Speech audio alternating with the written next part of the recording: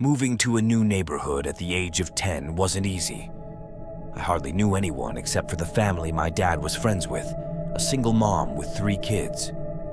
Among them was a girl a couple of years older than me, and over time we became familiar with each other, sharing the same circle of friends. One particular night, our peaceful routine shattered into a nightmare. It was when my friend Rob decided to hang out with my neighbor friend and her younger brother while their mom was at work. Little did they know that a sinister event was about to unfold. The mother had been offering assistance to a lady, and her sister, who had recently been discharged from a mental institution, found her way to their doorstep that fateful evening. Rob, assuming it was their mom due to her distinctive knock, opened the door without hesitation. However, it was the sister, and what followed was beyond imagination. The details of that tragic night are too horrifying to recount. My friend lost her life brutally just a week before Christmas, leaving us all in shock and grief. The aftermath of that incident cast a shadow over our neighborhood, and I couldn't bring myself to attend her funeral, the pain still fresh in my heart.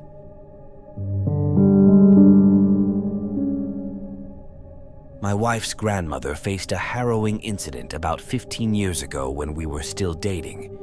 She had recently lost her husband, and to keep herself active and engaged, she often volunteered at the library. This routine not only provided her with exercise, but also allowed her to socialize with others. One winter evening, after the library closed at 5 p.m., she chose to walk back home instead of accepting a ride from a fellow volunteer, wanting to maintain her fitness. Her house was about a mile away, nestled in a lightly wooded area in South Texas. As she strolled home, the fading light of dusk accompanied her. However, her peaceful walk took a sinister turn when she noticed a man trailing behind her. Initially, she didn't think much of it, assuming he was walking in the same direction. But as he drew closer and matched her pace, a sense of unease crept over her. With each step, the man's presence felt more menacing. She quickened her pace, her heart pounding as she neared her driveway. Thinking on her feet, she left her home's lights on to create the illusion of occupancy. However, as she reached the final stretch, the man made his move, placing a firm grip on her shoulder and issuing a threat. In a split second, she made a courageous decision. Without hesitation, she turned and defended herself with the .38 revolver she carried in her purse, injuring the assailant. He faced the consequences of his actions, spending several years in a prison hospital before succumbing to complications. Although the incident marked a traumatic chapter in her life, my wife's grandmother remained resilient. She often reflected on the events, wondering if she acted too swiftly in defending herself. Her bravery in the face of danger continues to inspire us, underscoring the importance of vigilance and self-protection in uncertain situations.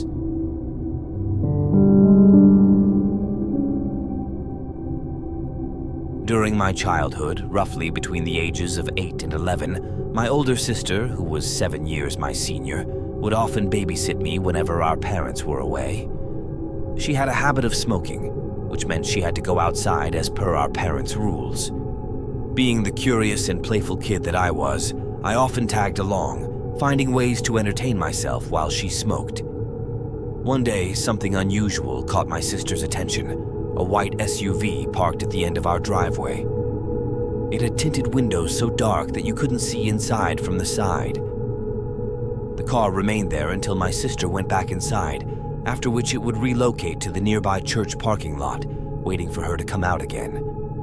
This strange behavior continued, with the SUV persistently watching my sister whenever she went outside for a smoke break.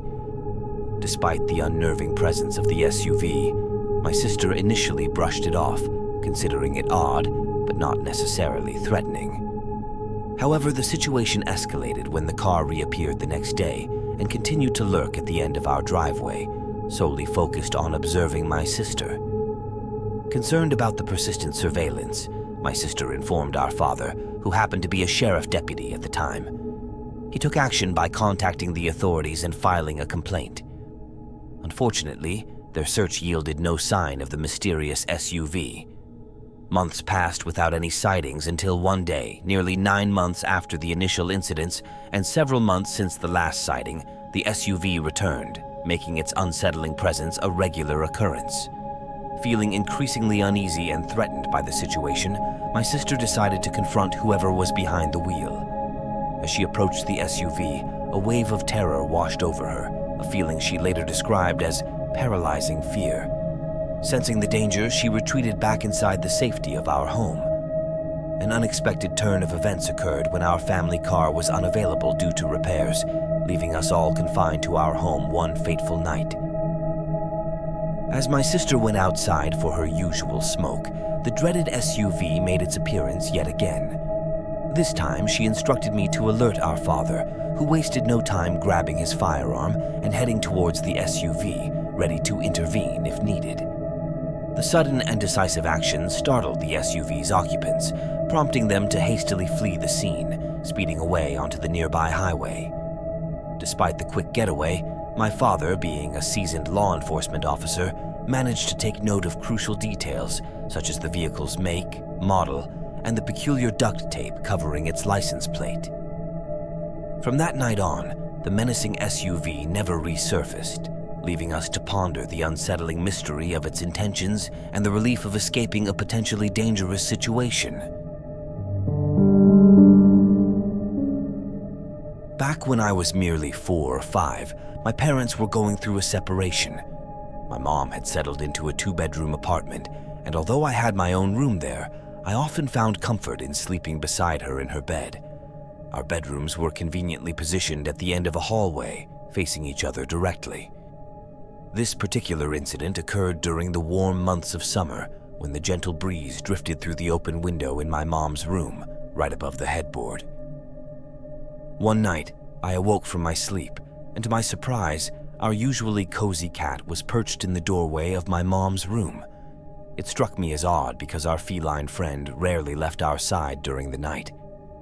As I observed the cat, it sauntered into my room and let out a meow. Alarmed, I turned to wake my mom.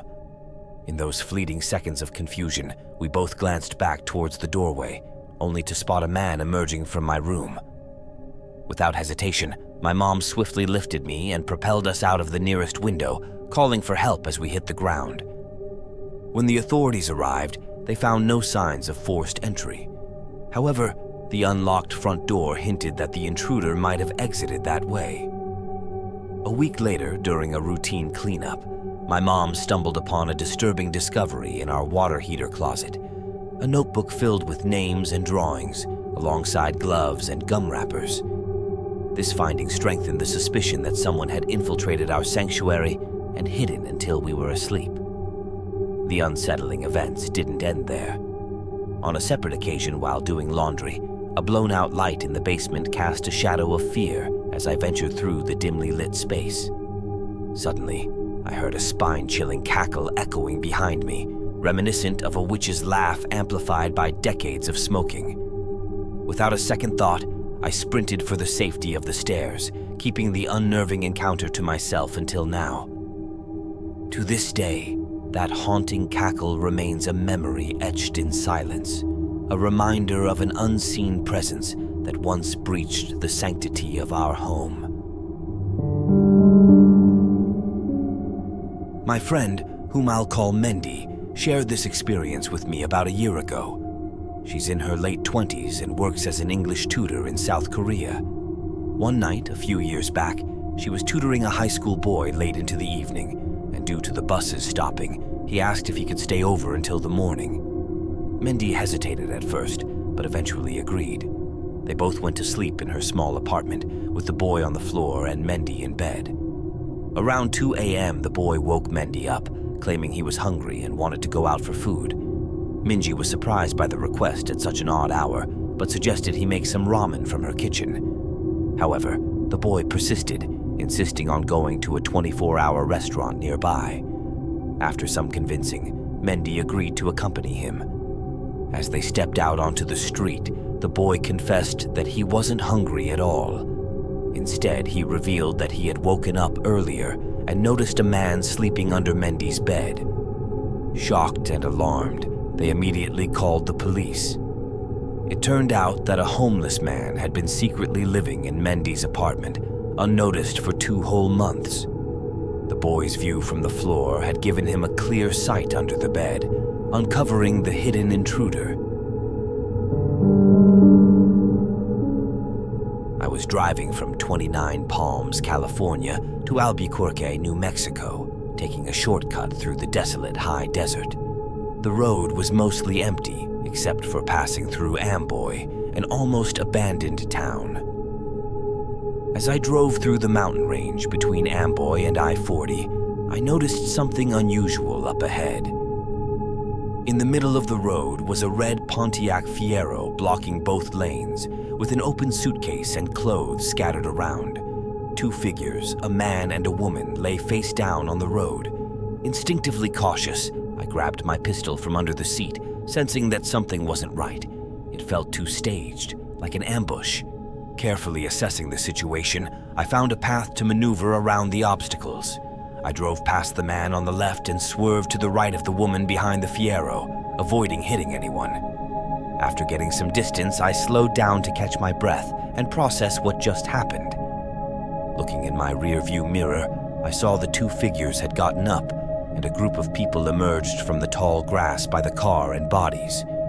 Without hesitation, I accelerated and didn't stop until I reached the I-40 East on-ramp. Reflecting on the encounter, I realized how lucky I was to trust my instincts and avoid a potentially dangerous situation on that desolate desert road.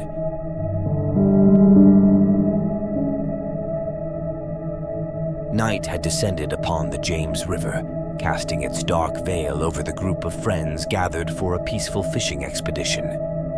The crackling fire provided warmth and ambience, accompanied by the familiar chatter and laughter that often graced such outings. Beers were passed around, and the tranquility of the riverside seemed unbroken until an eerie moment changed everything. As if orchestrated by an unseen force, the chatter ceased abruptly, leaving behind a palpable silence. Every gaze turned towards the river, an instinctive response to a presence felt but unseen. It was a collective unease, a shared realization that something beyond their understanding lingered in the night. Attempts to dispel the tension with jests and bravado were short-lived as a chilling sound pierced the air, ripping through the tranquility like a blade. It was a sound devoid of humanity, a primal scream that resonated with primal fear. The very air seemed to vibrate with its intensity, sending shivers down spines and raising hairs on necks. Frozen in disbelief, the group sat motionless, their senses heightened by the unknown terror lurking just across the river. The flickering light of the fire danced eerily, casting long shadows that seemed to stretch towards the source of the unearthly cries. Fear turned to urgency as the second scream shattered the night, this time with an even more menacing tone. Instincts kicked in, and the once relaxed fishermen sprinted towards their vehicles, retrieving whatever means of protection they could muster. Returning to the shoreline, a tense vigil began, eyes fixed on the opposite bank, waiting for any sign of movement or sound. The minutes stretched like eternity, each heartbeat synchronized with the anticipation of the next horrifying moment. Just when they thought the nightmare couldn't escalate further, a third scream shattered their resolve, this time from the bushes nearby. Panic took hold as they abandoned belongings, fleeing toward safety with adrenaline-fueled haste. Even as they sped away in their trucks, the haunting sound pursued them, a chilling reminder of the inexplicable terror that lurked along the James River that fateful night, leaving them with unanswered questions and a primal fear that lingered long after the echoes of screams had faded into the distance. Once upon a time, a new family moved in next door, bringing with them a son whose mind was a dark labyrinth of obsessions and unsettling behaviors. This young man, at the tender age of 19, was consumed by a morbid fascination with slasher movies and had a disturbing penchant for discussing grim details of wartime experiences that no sane person would want to delve into. His peculiarities didn't stop there. He had a cruel streak, finding pleasure in tormenting defenseless animals, and his attention fixated unnervingly on a neighbor's young daughter who was only 7 years old. His attempts to engage her in conversation, whether during her walks home from school or while she played in her backyard, sent chills down the spines of those who knew him. The breaking point came when he crossed a line, attempting to contact the young girl directly by calling her home. This sparked a furious reaction from her father, who confronted the disturbed young man and his bewildered parents, issuing a stern warning to stay away from his daughter. However, what followed was a series of events that transcended mere eccentricity into a realm of genuine horror. The young girl, already prone to imaginative fears, began insisting that something sinister lurked in her closet, a presence that only appeared at night and vanished by day. Brushed off initially as childhood whimsy, the truth would soon reveal itself in a chilling twist of fate. One fateful night, when the family was away, the father settled in for a solitary evening of entertainment, unaware of the lurking danger. A disturbing phone call shattered his peace, informing him that the neighbor's son was missing, and bizarrely, the caller believed the father was awake and moving about the house, despite his actual state of sleep. Panic set in as the father realized that his house was not as secure as he thought. Racing against time, he armed himself and rushed outside, only to find law enforcement already at the neighbor's residence. What followed was a spine-chilling discovery. A disturbed young man, fixated on the daughter, had been hiding in her room, watching her in the eerie glow of moonlight. The nightmare ended with the intruder apprehended, but the scars left behind were deep and haunting. It was a stark reminder of the thin veil between ordinary suburban life and the chilling realities that can lurk just next door, hidden behind a facade of normalcy.